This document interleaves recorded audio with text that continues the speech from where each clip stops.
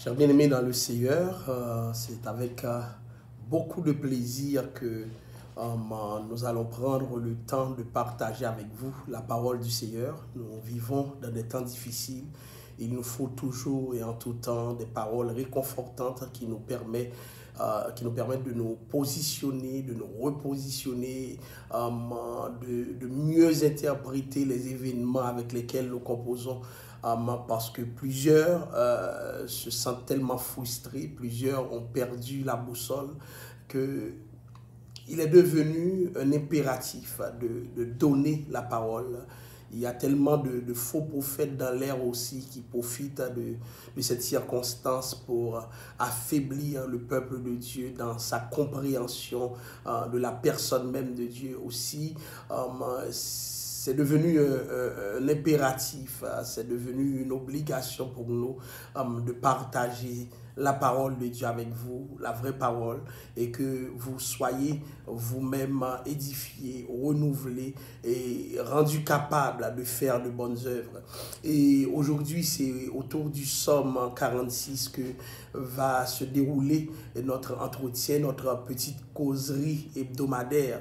Et je lis pour vous le psaume 46 que probablement vous connaissez déjà.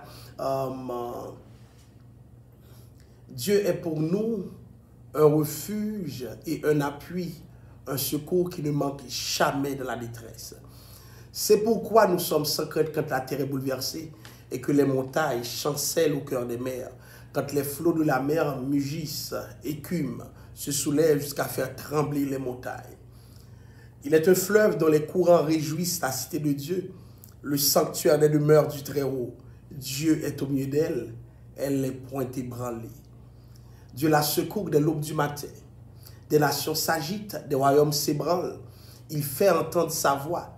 La terre se fond d'épouvante. L'Éternel des armées est avec nous. Le Dieu de Jacob est pour nous une haute retraite.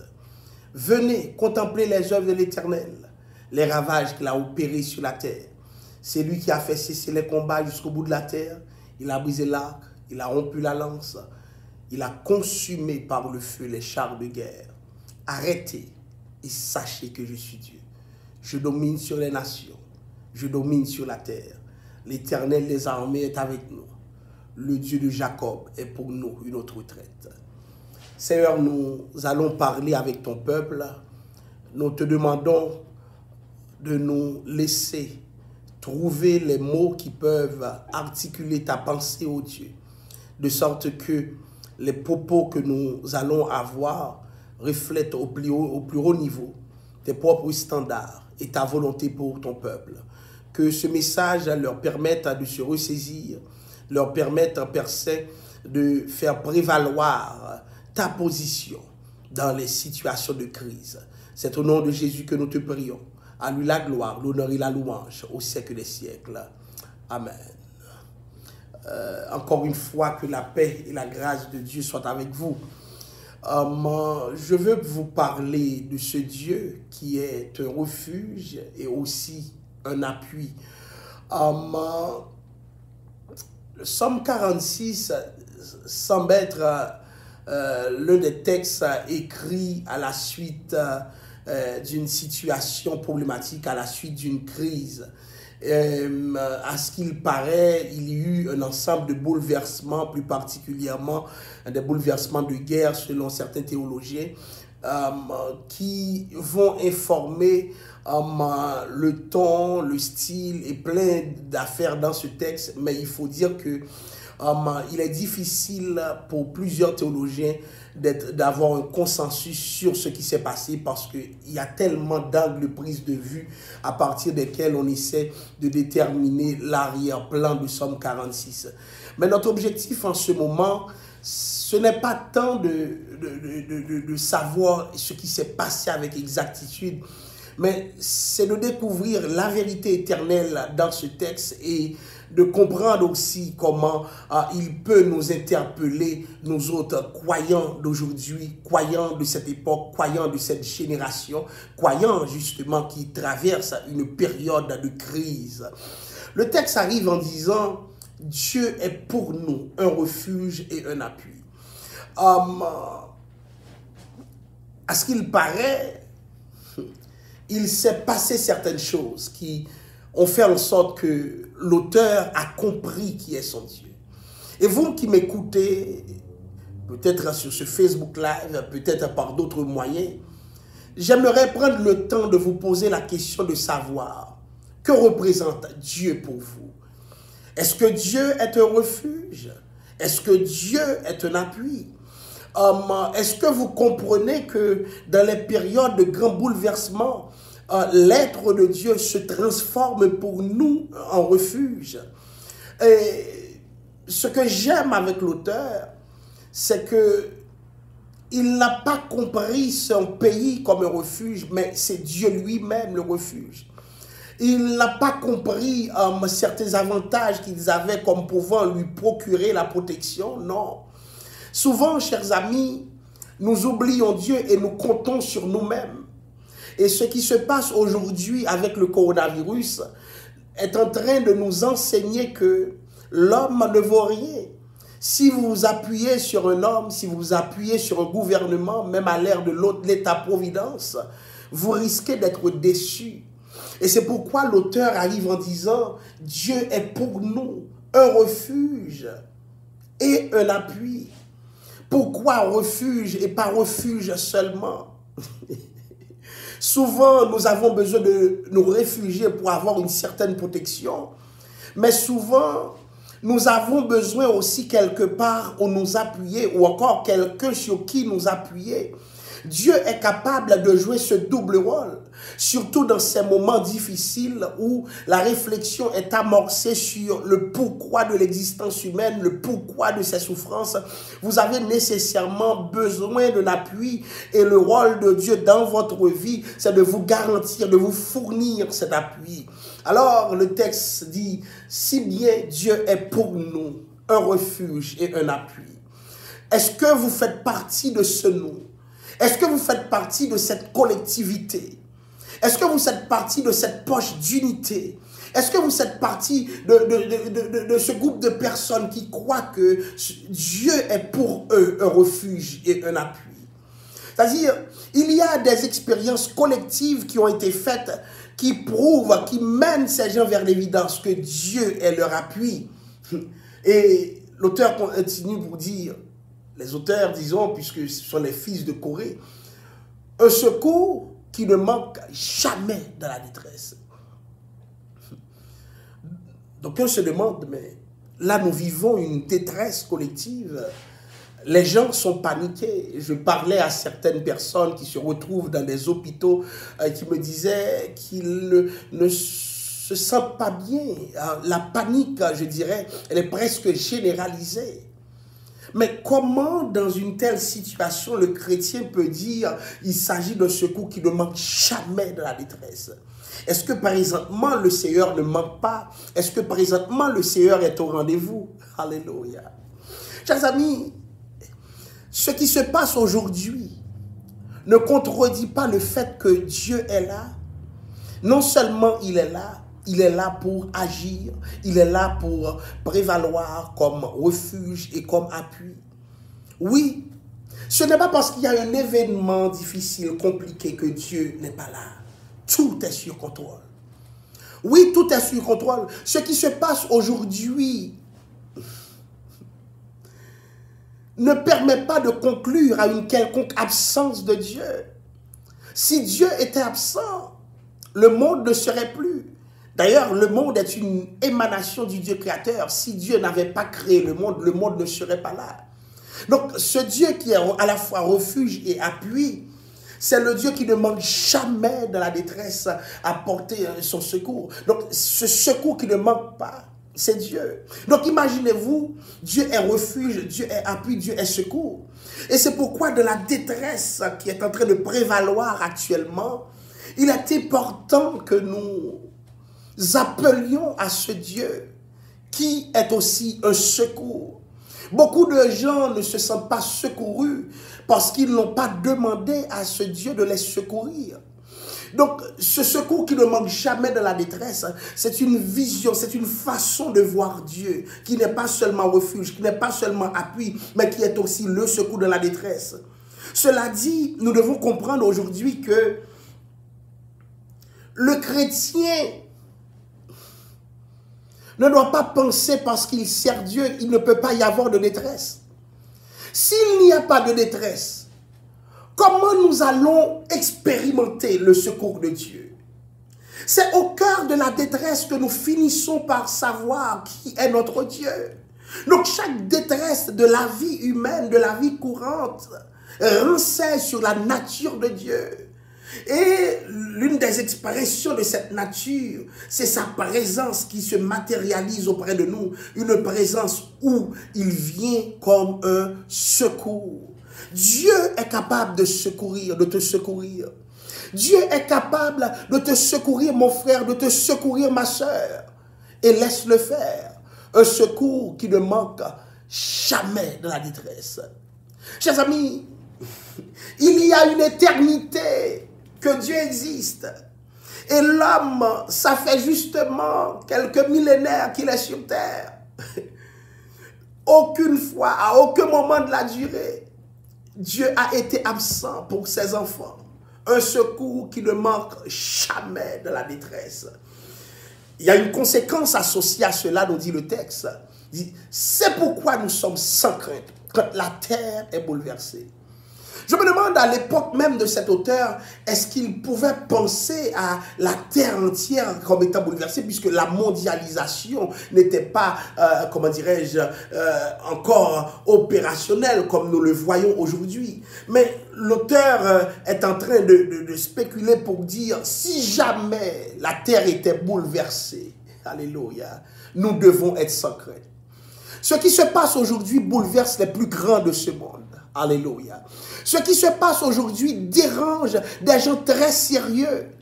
Mais nous demeurons sans crainte pendant que la terre est bouleversée. Pourquoi avons-nous cette certitude? Pourquoi, chers amis, sommes-nous en plein de nous-mêmes? Pour une raison simple. Dieu est refuge, Dieu est appui. Et si jamais quelque chose devait arriver, Dieu est aussi un secours.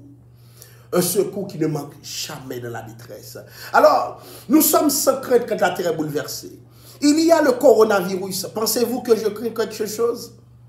Je suis sans crainte.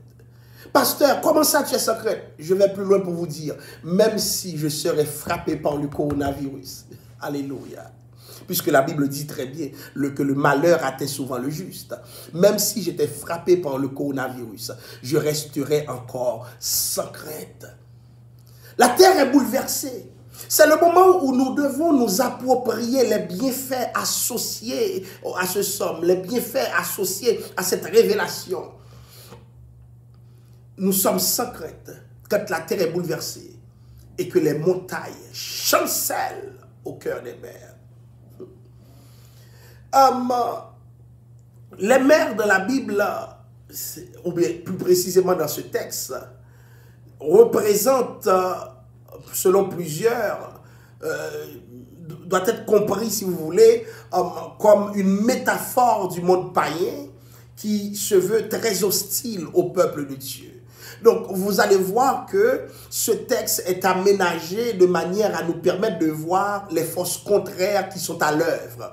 La mer, comment dirais-je, les montagnes chancellent au cœur des mers. La Bible dit les flots de la mer mugissent, écument, se soulèvent jusqu'à faire trembler les montagnes. Comment faire trembler les montagnes? Les montagnes représentent la stabilité. Les montagnes représentent l'ordre actuel. Donc, c'est comme si les mers étaient en train de déranger l'ordre actuel. L'ordre que Dieu a mis, l'ordre de la création. Et quand cet ordre créationnel est mis en branle, c'est que la force qui est en train de se déployer est une force déchaînée. Lorsque nous voyons le coronavirus, cette pandémie se répandre et que tout le monde semble être paniqué, nous avons cette vision des choses qui nous fait nous demander, mais est-ce que c'est pas comme si les montagnes étaient en train de trembler sous les effets de cette pandémie?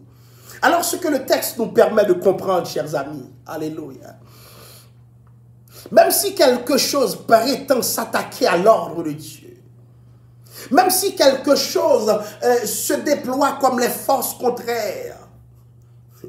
Alléluia. Ceux qui servent Dieu n'ont pas besoin d'avoir peur. Nous sommes sans crainte. Alléluia. Nous sommes sans crainte. C'est un défi, oui. Ce n'est pas simple que d'être sans crainte pendant que tous ces problèmes sont en train de sévir. Regardez, les montagnes chancellent au cœur des mers. Les flots de la mer mugissent et écument, se soulèvent jusqu'à faire trembler les montagnes. Alléluia. Est-ce que le texte est en train de nous dire que les montagnes tremblent, nous autres, nous ne tremblons pas? Je ne sais pas, chers amis, combien de fondations commencent à trembler devant les effets de cette pandémie. Mais ceux qui servent Dieu renouvellent leur force. Ceux qui servent Dieu s'en sortent fortifiés. Les mers ici, la mer qui se déchaîne, les flots qui se déchaînent, représentent des forces contraires. Dans notre vie, combien de fois nous avons à composer avec des forces contraires? Mais gloire soit rendue à Dieu. Alléluia.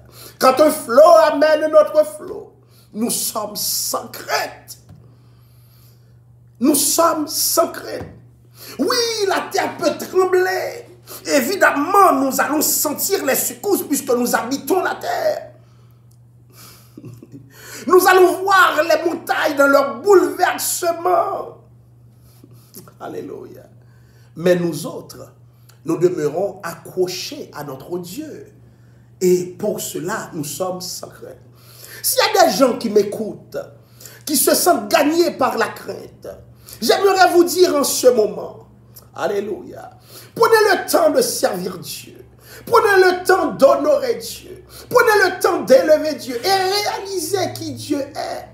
Nous devons prendre conscience de ce que Dieu est, de ce qu'il représente pour que nous soyons fortifiés lors des bouleversements. Dieu n'a jamais dit qu'il n'y aura pas de bouleversement. Dieu n'a jamais dit que les montagnes ne vont pas subir l'assaut des flots. Non, l'ordre créé, même l'ordre créé sera attaqué. Mais ne vous inquiétez pas. Dieu est refuge, Dieu est appui, Dieu est secours. Et un secours qui ne manque jamais. Regardez, et c'est alors que le texte qui montrait un soulèvement tout à l'heure commence à prendre une autre orientation. Vous voyez, le texte dit, quand les flots de la mer, c'est qu'une chose qui a fait trembler les montagnes, les flots de la mer. Maintenant, le texte change de ton. Alléluia. Le monde a son ton. Le chrétien a son autre ton. Le monde peut paniquer. Mais il y a un autre monde où les gens ne paniquent pas. Quel que soit ce qui arrive. Parce que tout est sur contrôle. Alors, le texte dit, il est un fleuve dont les courants réjouissent la cité de Dieu. Le sanctuaire des demeures du Très-Haut. Regardez cette pause. Pendant que la terre est bouleversée, image du danger qui est en train de guetter le peuple d'Israël. Pendant que les flots font trembler les montagnes, comme si c'était un assaut de force chaotique contre l'ordre établi par Dieu. Pendant que nous voyons les forces du mal se déployer, se déchaîner, la Bible dit, il est un fleuve. Alléluia. Est-ce que vous prenez conscience dans le chaos où nous évoluons qu'il y a une paix? Et j'aime l'auteur de ce cantique qui disait, plein de paix, Jésus, dans ta présence. Cette paix, chers amis, elle ne peut pas être naturelle parce qu'elle défie la psychologie, elle défie la philosophie, elle défie, chers amis, toutes les disciplines humaines. Ce n'est pas une paix que nous avons acquise par nous-mêmes, par expérience. C'est une paix que Dieu donne. Et je me rappelle de Christ qui disait à ses disciples, que votre cœur ne se trouble point. Croyez en Dieu, croyez en moi. Voyez, un fleuve dont les courants réjouissent la cité de Dieu, le sanctuaire des demeures du Très-Haut. Et le texte veut dire, Dieu est au milieu d'elle. Elle n'est point ébranlée. Si jamais les montagnes peuvent chanceler au cœur des mers, alléluia, la cité de Dieu, alléluia, ne peut même pas trembler, chers amis. Alléluia. Pour une simple raison. Ce qui secoue le monde ne secoue pas Dieu et ne secoue pas là où Dieu est. Alléluia. Et je profite pour vous dire, vous autres qui êtes troublés, raffermissez-vous. Dieu vous charge de ces événements. Alléluia. Parce que quand Dieu est là, il y a des forces qui sont annulées dans leur trajectoire. Il y a des forces qui ne peuvent plus circuler. Il y a des forces qui deviennent inopérationnelles, inopérantes, si vous voulez. Dieu est au milieu d'elle. Elle n'est point ébranlée. Donc, au flot de la mer déchaînée, il y a un fleuve qui va couler paisiblement, calmement, et qui me rappelle cette rivière qui était au paradis. Et le texte veut dire, Dieu la secourt dès l'aube du matin. Nous nous souvenons de la mer Rouge qui a été fendue en deux sous l'effet du bâton de Moïse dirigé contre elle. Qu'est-ce qui allait se passer à cause de la mer Rouge? Les Égyptiens ont été submergés, mais quand? À l'aube. Dieu la secourt dès l'aube du matin. On attend l'aube. Car souvent, nous avons des nuits tourmentées. Alléluia. L'humanité est dans une nuit où elle est comme, je dirais, désaxée. Mais Dieu la secourt, nous dit le texte, dès l'aube du matin. Alléluia. Cette aube, j'ai hâte qu'elle se lève sur notre vie. Cette aube, j'ai hâte qu'elle se lève sur l'humanité même. Dieu la secourt dès l'aube du matin. Oui, chers amis, il peut y avoir tous les tourments de ce monde, mais il y a une aube et Dieu va montrer son rôle de secours, va jouer son rôle de secours. Où? Quand? Alléluia. Alléluia. Dans la cité de Dieu, dès l'aube du matin. Pour ceux qui sont désespérés, pour ceux qui craignent pour leur vie, pour ceux qui ne savent plus où mettre la tête, je vais vous dire une chose. Il y a une aube. Alléluia. Ah oui. Il y a une aube annonciatrice de la victoire que Dieu donne. Dieu la secourt. Mais pourquoi c'est Dieu qui doit secourir? Parce que l'homme ne peut rien faire. Partout où l'homme a échoué, Dieu lui-même doit s'illustrer. Sinon, c'est la fin de l'homme, c'est la fin de l'humanité. Je ne sais pas si tu as déjà prévu l'échec. Ce n'est pas grave. Laisse le secours de Dieu agir dans ta vie. Dieu la secourt dès l'aube du matin. Alléluia. Oui, il y a une aube pour toi, mon frère. Dans ce que tu vis, dans ce qui te dérange, dans ce qui te trouble, te tourmente. Oui, Dieu secourt dès l'aube du matin. C'est un Dieu qui secourt son peuple. C'est un Dieu qui marche avec son peuple. Dieu la secourt dès l'aube du matin. Alléluia. Oui, il y a des Égyptiens dans ta mer Rouge. Mais il y a aussi Dieu qui secourt dès l'aube du matin. Le texte dit, les nations s'agitent. Je ne sais pas si vous voyez, il y a une agitation parmi les nations. Une agitation sous fond de complot. Certains disent c'est tel pays qui a colporté le virus. D'autres disent non, c'est tel autre pays. D'autres disent c'est l'erreur humaine, c'était concocté dans un laboratoire. Il y a tellement de théories. Mes chers amis, que les hommes aient fait ou non quelque chose, ce n'est pas ce qui m'intéresse. Le plus important, c'est que l'Éternel des armées est avec nous. Remarquez bien, il était refuge, il était appui, il était secours. Donc nous le voyons dans un rôle réactif. Maintenant, le texte descend plus bas pour nous présenter Dieu sous une autre forme. L'Éternel des armées. Alléluia. Il n'est pas là pour réagir maintenant, mais il est là pour agir. Il est l'Éternel des armées.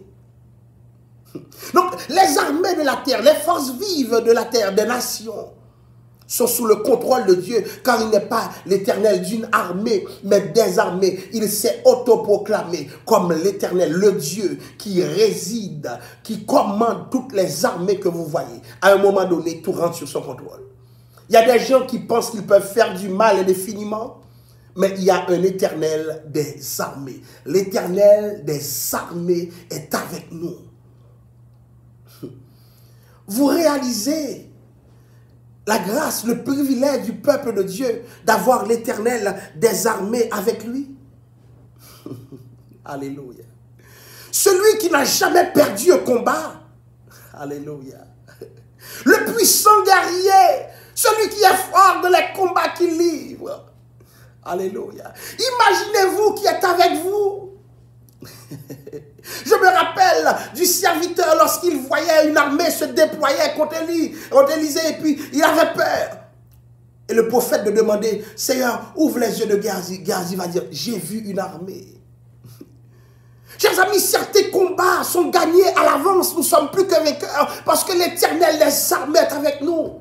Ce somme montre qu'au cœur même de l'adversité, cette stabilité que nous maintenons, elle n'est pas naturelle. Elle est liée à la présence de l'Éternel des armées. Alléluia. L'Éternel des armées est avec nous. Paul de dire plus loin, si Dieu est pour nous, qui sera contre nous? Voilà pourquoi je ne suis pas paniqué. Peu importe ce qui se présente devant moi, savoir que l'Éternel des armées est avec moi, fait en sorte que je sois fortifié. Alléluia. L'Éternel des armées est avec nous. Le Dieu de Jacob est pour nous une haute retraite. Le terme retraite ici évoque l'idée de repos. À un moment donné, après toutes les guerres, après tous les problèmes, toutes les adversités, nous avons besoin de nous reposer. Mais le repos n'existe qu'en Dieu lui-même. Alléluia. Et j'aime l'auteur du chant lorsqu'il arrive en disant, quel repos, quel repos, quel céleste repos. Alléluia. Est-ce que vous saviez que pendant le problème, pendant les difficultés, pendant la maladie, pendant la pandémie, pendant les catastrophes, il était possible pour vous de vous reposer un peu? Trop de peur, trop de problèmes, trop de difficultés. C'est le temps de vous reposer parce que Dieu accorde le repos à son peuple. Quel repos, chers amis. Alors, l'Éternel des armées est avec nous. C'est parce que c'est en combattant l'Éternel que je peux me reposer. Attaquez-moi pendant que je me repose. Attaquez-moi dans cette haute retraite. J'aime bien l'idée de haute retraite. Une retraite dans les hauteurs. Pendant que le mal est en bas sur les montagnes. L'Éternel des armées est avec nous dans cette haute retraite. Je ne sais pas, des fois, je suis en train d'adorer Dieu et puis je sens que je suis en train de me réfugier. Je suis en train de prendre cette retraite. Et dans ce chant qui dit au jour béni, il y a une strophe où l'auteur dit, et je suis dans cette haute retraite d'où je ne sortirai jamais. Et je goûte une paix parfaite où ma foi s'abreuve à l'entrée. Ce n'est pas un rêve, cette retraite. Elle est bien réelle. Alléluia. Comment comprenez-vous notre discours de chrétien va à contre-courant de ce qui se passe dans le monde? C'est parce que nous vivons cette retraite en Dieu. Cette retraite symbolique pendant que le monde est piégé. Dieu n'est pas seulement un refuge. Parce que vous pouviez être dans un refuge et être dérangé. Il n'est pas seulement un appui. L'appui pour prévaloir. Mais dans ta tête, t'es-il mal, t'es-il désolé, confus. Dieu est devenu quoi? Alléluia.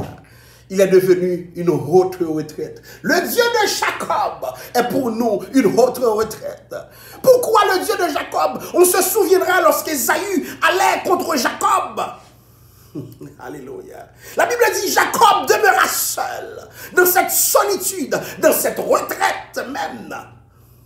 C'était plus qu'un retrait, c'était une retraite. Parce que Jacob a réalisé qu'il ne pouvait plus rivaliser avec Ésaü. Mais dans cette retraite, alléluia, Jacob va voir une échelle se dresser entre ciel et terre. Je ne sais pas ce que vous vivez dans cette retraite. Là où je suis, je sens cette échelle qui relie ciel et terre. Je sens cette échelle, expression même de la présence du Christ. Christ est notre échelle, il me connecte. La tête de Jacob était sur le rocher. Où est ta tête? Le Dieu de Jacob, alléluia, est pour nous une haute retraite. Et le texte dit, venez contempler les œuvres de l'Éternel. Après avoir présenté ce que Dieu a fait, l'auteur veut amener des preuves tangibles, puisqu'il dit, venez contempler. Ce que je vous parle là, ce n'est pas un mythe, ce n'est pas une fable. Beaucoup de chrétiens sont encore dans des mythes. Beaucoup de chrétiens sont encore en train de vivre quelque chose d'inexistant. Beaucoup de gens voient l'évangile comme une théorie. Vous voyez, c'était comme si c'était une légende. Ce que je vais vous dire en ce moment, c'est que Dieu n'est pas une légende, ce n'est pas une théorie. Et c'est pour cela que le texte amène à la personne à laquelle il s'est adressé. Regardez, venez, contempler les œuvres de l'Éternel, les ravages qu'il a opérés sur la terre. Il y a des choses qui se passent, des gens disent c'est Satan, mais souvent c'est Dieu qui opère ces ravages. Les ravages qu'il a opérés sur la terre. Oui, il y a des ravages qui sont l'œuvre de Dieu. Il y a des ravages qui ne sont pas l'œuvre de Satan, qui ne sont pas l'œuvre de complot, qui ne peuvent pas être compris comme faisant partie de la théorie de l'erreur humaine. Non, c'est l'œuvre de Dieu. Les ravages qu'il a opérés sur la terre. Et qu'est-ce qu'il a fait d'autre? C'est lui qui a fait cesser les combats jusqu'au bout de la terre. Il y a des combats, chers amis. Alléluia. Vous et moi, nous ne saurions les cesser. Mais Dieu les a cessés. Dieu les a fait cesser. Il a brisé l'arc. À ce qu'il paraît dans ce texte, le peuple a fait l'objet d'une adversité un peu spéciale. C'est comme s'il y a une guerre qui s'annonçait. Mais la guerre a été tuée dans l'œuf. Pourquoi? Parce que la Bible dit qu'il a brisé l'arc. Briser l'arc veut dire quoi? Vous voyez? L'instrument à travers lequel on te prend à distance, dans une distance lointaine, Dieu l'a brisé. Tu ne peux pas te battre contre ceux qui ont un arc et qui savent bien viser. Combien de fois tu méritais d'être tombé, mais tu n'es pas tombé? Est-ce que tu penses que c'est le coronavirus qui peut avoir raison de toi pendant que Dieu est avec toi? Ne panique pas. Tout est sur contrôle. Même le coronavirus. Et si jamais tu t'es fait atteindre, tu es atteint du coronavirus, Dieu continue aussi d'être avec toi. Oui, parce que rien ne peut t'arriver si le ciel ne le permet pas. Il a brisé l'arc. Il a rompu la lance. Imaginez-vous, l'arc allait être tiré, ou tu es déjà visé, il l'a brisé. L'arc, c'est à distance. Une distance lointaine, mais souvent l'ennemi s'approche. À ce moment, une lance devient nécessaire. L'ennemi se sert de sa lance. Et une lance peut t'atteindre mortellement. Alléluia. Qu'est-ce que Dieu a fait? Il a rompu la lance. Ce n'est pas que la lance ne pouvait pas t'atteindre, mon frère. L'ennemi cherche toujours comment te terrasser. Mais le Seigneur a rompu la lance. L'ennemi qui est près de toi, l'ennemi qui est loin de toi, Dieu les contrôle. Et le texte finit par dire, il a consumé par le feu les chars de guerre. Alléluia. Il y a des fois l'ennemi utilise l'arc, il n'arrive pas. L'ennemi utilise la lance, il n'arrive pas. Alors qu'est-ce que l'ennemi fait? L'ennemi utilise les chars de guerre. L'ennemi utilise des chars de guerre. À l'époque, c'était une grande chose. Un char qui débarque et puis qui est en train d'envahir les gens. Et la Bible dit, il les a consumés. Il y met du feu. Je ne sais pas, beaucoup de personnes qui m'écoutent. J'aimerais vous dire de ne pas avoir peur. Parce que Dieu est celui qui met le feu dans les instruments de guerre dressés contre nous. Et j'aime le texte qui dit, toute âme forgée contre toi sera sans effet. Oui, Dieu a rendu inopérants les instruments qui devaient être dirigés sur toi. Et le texte de finir pour dire, arrêtez et sachez que je suis Dieu. Alléluia. Dites à ces problèmes qui vous entourent que l'Éternel est Dieu. À un moment donné, ce que je remarque dans le texte, on raconte ce que Dieu peut faire. On raconte ce que Dieu sait faire. Mais quand le texte va finir, ce n'est plus du raconteur. C'est Dieu lui-même qui rentre dans le texte. Arrêtez! Alléluia. Ceux qui croient que Dieu n'existe pas, ceux qui sont en train de se moquer de Dieu, arrêtez! Dieu domine! Alléluia. Dieu domine sur les nations. Vous pensez que parce qu'il y a eu coronavirus, c'est pas Dieu qui Dieu ne domine sur rien? Aïe, aïe, aïe. Dieu domine sur les nations. Arrêtez. J'ai envie de dire à plein de monde qui m'écoute qu'il faut qu'ils arrêtent. Dieu est secours, Dieu est appui, Dieu est refuge. Il est l'Éternel, les armées. Il est le Très-Haut dans le texte. Alléluia. Il est la haute retraite. Mais à un moment donné, alléluia, il n'a pas besoin que vous disiez qui il est. Il rentre carrément dans l'histoire pour dire qui il est. Il est celui qui domine sur les nations. Alléluia. Celui qui dirige le monde, ce n'est pas Trump, ce n'est pas Trudeau, ce n'est pas Poutine, ce n'est pas Macron, ce n'est pas Merkel. C'est Dieu qui dirige, qui domine les nations. Oui, il domine sur les nations. Regarde comment un organisme vivant est en train de mettre l'homme en péril, est en train de mettre à genoux le capitalisme, est en train de mettre à genoux le système monde. Alléluia. Dieu seul domine sur les nations. Lorsqu'on dit d'un homme qu'il domine, c'est pour un temps. Après cela, ses jours disparaissent comme l'herbe. Alléluia. Tout est vanité dans la gestion de l'âme. Dieu est le seul qui a toujours dominé le monde et auquel personne ne peut donner de coup d'État. J'ai vu des grands hommes se faire éjecter par une élection ou par un coup d'État. Mais Dieu est sur son trône et son trône est affermi. Dieu est sur son trône, règne éternellement. Et il dit, il domine sur les nations. Et ce n'est pas suffisant de dire ces nations. Il domine sur la terre. Alléluia. Dieu est encore Dieu dans ce qui se passe. Dieu est encore Dieu dans cette pandémie. La pandémie, les bouleversements comme nous montre le texte, ne disent pas que Dieu a cessé de diriger, de piloter le monde. Bien au contraire. Il témoigne de l'échec de l'homme. Oui, Dieu est vivant au siècle des siècles. Et il participe dans cette histoire.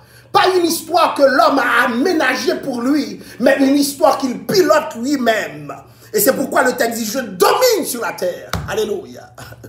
Malgré tout ce que vous voyez, malgré les nombreuses contingences, malgré les nombreuses incidences négatives, tenez-vous bien, Dieu domine sur la terre. Le temps de finir pour dire, l'Éternel des armées est avec nous. Le Dieu de Jacob est pour nous une autre retraite. Encore une fois, alléluia. Puisque c'est Dieu qui domine, autant rappeler au monde qu'il est avec nous. C'est ce dont nous avons besoin, oui, pour traverser cette période de confinement social. Nous rappeler que l'Éternel est avec nous. Pas plus, pas moins. Juste ça. Si vous savez que Dieu est avec vous, c'est fini. Le problème de l'église d'aujourd'hui, ou bien des chrétiens, des croyants d'aujourd'hui, c'est de prendre conscience de la présence de Dieu.